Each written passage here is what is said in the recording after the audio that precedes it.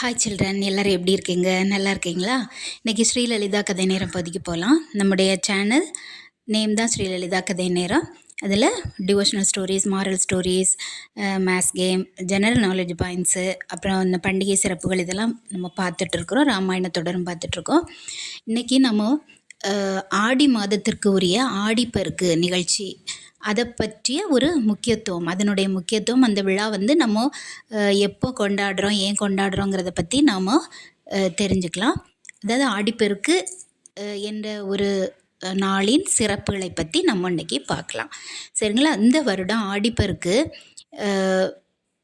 August 3ஆம் தேதி நடைபெறுகிறது இல்லையா? ஆகஸ்ட் 3ஆம் தேதி வருது இங்கிலீஷ் டேட்டில். தமிழ் மாதம் ஒவ்வொரு வருடமும் தமிழ் மாதம் 18ஆம் தேதி நம்ம ஆடிப்பெருக்காக நம்ம கொண்டாடுறோம். அதாவது இந்த ஆடிப்பெருக்கு நாம் எதற்கு கொண்டாடுறோம் அப்படின்னு பார்த்தோன்னா, நீர்நிலைகளுக்கு, அதாவது ஆறு, குளம், ஏரி இதெல்லாம் இருக்குது இல்லையா? அந்த நீர்நிலைகளுக்கு நாம் மரியாதை அளித்து நீர்நிலைகளை வணங்குறது மாதிரி உள்ள நாள் தான் இன்றைக்கி இந்த ஆடிப்பெருக்கு நாள். அதாவது பருவமழை பெய்யும் இல்லையா? ஆனி ஆடி மாதம், அந்த பருவமழையின் தொடக்கத்தை வந்து இது குறிக்கக்கூடிய ஒரு மாதம்தான் இந்த ஆடி மாதம். அதுலேயும் ஆடிப்பெருக்குங்கிறது ஒரு சிறப்பு வாய்ந்த ஒரு நாள். அதாவது அம்மன் வடிவில் இயற்கை வழிபாடு செய்யக்கூடிய ஒரு நாள். அதாவது இயற்கை நம்ம நீர்நிலைகள்லாம் வழிபாடு செய்யும்போது அம்மனை மனதில் நினைத்து நம்ம வழிபாடு இந்த பண்டிகையில் நம்ம செய்கிறோம். இதனுடைய முக்கியத்துவம் இதுதான். ஆறு மற்றும் நீர்நிலைகளில் வெள்ளத்தை வந்து வரவேற்கிறோம் நம்ம. அதாவது அந்த பருவமழையின் தொடக்கம் இருக்குது இல்லையா? அந்த தொடக்கத்தில் அந்த நதிகளை வந்து நம்ம வரவேற்பளித்து நன்றி செலுத்தக்கூடிய நாள் தான் இந்த நாள்னு சொல்லலாம். அதாவது இது வந்து இந்தியாவில் கங்கை மற்றும் யமுனை, காவிரி, நர்மதை, கோதாவரி ஆகிய ஆறுகள்லாம் இருக்குது இல்லையா? இதை நம்ம புனிதமாக கருதுகிறோம். புனிதமான ஒரு நதியாக நம்ம கருதுகிறோம் இல்லையா? இந்த நதிகள் வந்து பெண் தெய்வங்களின் இனம் என்ற நம்பிக்கை வைத்து அதனுடைய அடிப்படையில் தான் நம்ம ஆறு, ஏரிகள் போன்றவற்றிலெல்லாம் நம்ம வந்து வெள்ளம் வந்து அந்த வெள்ளப்பெருக்கு, அதாவது வெள்ளப்பெருக்குன்னா அளவான வெள்ளப்பெருக்கு எடுக்கும்போது நம்ம அதில் அந்த நதிகளில் வெற்றிலை பாக்கு, பழங்கள், குங்குமம், மலர்கள், விளக்கு இதெல்லாம் வைத்து நம்ம அதை மிதக்க விட்டு நம்ம வழிபடுகிறோம். ஒவ்வொரு கோவில்லையும் கிணறு இருக்கும் இல்லையா? கிணறுகள் இருக்கும், குளங்கள் இருக்கும். அதாவது தெப்பக்குளம்னு சொல்லுவோம் இல்லையா? அந்த மாதிரி நீர்நிலைகளெல்லாம் நம்ம ரொம்ப புனிதமாக நம்ம இதை கருதுகிறோம். அந்த நதிகளுக்கும் நாம் நன்றி செலுத்தக்கூடிய, வணங்கக்கூடிய ஒரு நாள் தான் இந்த ஆடிப்பெருக்கு நாள் அப்படின்னு சொல்லலாம். அது மட்டும் இல்லாமல் இந்த விவசாயத்துக்கு வந்து நம்ம நீர் வந்து ரொம்ப முக்கியம் இல்லையா? தண்ணி.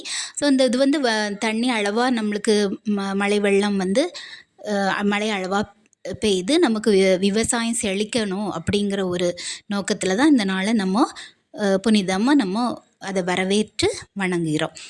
அப்புறம் ஆடி மாதம் வந்து பருவமழையோட பருவமழையின் தொடக்க காலம்னு சொல்லலாம். அந்த நேரத்தில் ஒரு மழை நல்லா செழிப்பாக பெய்யணுங்கிறதுக்காக நம்ம வந்து இயற்கைக்கு வந்து நன்றி செலுத்துகிறோம். அது மட்டும் இல்லாமல் இந்த மாதம் வந்து விதை விதைப்பதற்கும் செடிகளை நடுவதற்கும் உரிய ஒரு சிறந்த நாளாக நம்ம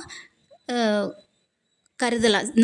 இந்த மாதம் முழுக்க, ஆடி மாதம் முழுக்க, அதுலேயும் இது ஆடி 18 வந்து பெருக்கு அப்படிங்கும்போது அது பெருகும், விவசாயம் பெருகும். எந்த நல்ல காரியமும் இந்த நாளில் செய்யும்போது அது பெருகுங்கிறது ஒரு ஐதீகம்.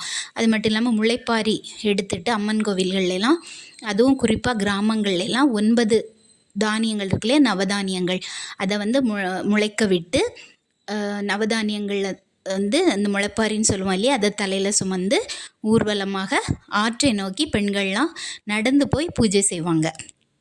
அது மட்டும் இல்லாமல் இது கிராமங்களில் நடக்கக்கூடிய ஒரு முக்கியமான வழிபாடு.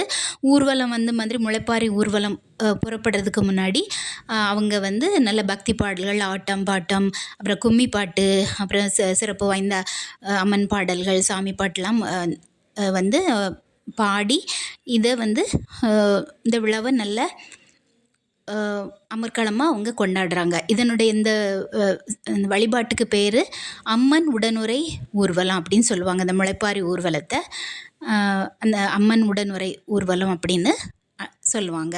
இதனுடைய நோக்கம் இதுதான், நல்ல விவசாயம் செழிப்பாக ஆகி வளமான ஒரு அறுவடையை நம்ம வந்து பெறணும் அப்படிங்கிறதுக்காக அதை நீர்நிலைகளை வரவேற்று வணங்கி கொண்டாடக்கூடிய ஒரு நாள். அது மட்டும் இல்லாமல் வீடுகள்லேயும் கோயில்கள்லேயும் இந்த ஆடிப்பெருக்கு அன்னைக்கு நல்ல சிறப்பு வழிபாடு பண்ணுவாங்க. ஆடிப்பெருக்கில் எதை வாங்கினாலும் பெருகும் அப்படிங்கிறது ஐதீகம் இல்லையா? அதனால் மங்கள பொருட்களான மஞ்சள், குங்குமம், மலர்கள், உப்பு, தானியங்கள் இதெல்லாம் வாங்கிறது ரொம்ப சிறப்பு இந்த நாளில். இதுதான் ஆடிப்பெருக்கு அப்படிங்கிற ஒரு நன்னாளுக்கு உண்டான ஒரு சிறப்பு அம்சங்கள். இனி இன்னொரு பதிவில் நம்ம வேறு விஷயங்களை பார்க்கலாம். கதைகளும் தொடர்ந்து வந்துட்டுருக்கோம். நம்ம சேனல் உங்களுக்கு பயனுள்ளதாக இருந்ததுன்னா லைக் பண்ணுங்கள், ஷேர் பண்ணுங்கள், சப்ஸ்கிரைப் பண்ணுங்கள். நம்முடைய சேனலில் வந்து நீங்கள் ப்ளேலிஸ்ட்டில் பார்த்தீங்கன்னா எல்லா கேட்டகரிஸும் பிரித்து வச்சுருக்கோம். நீங்கள் பார்த்து பயன்பெறலாம். நன்றி, வணக்கம், பை.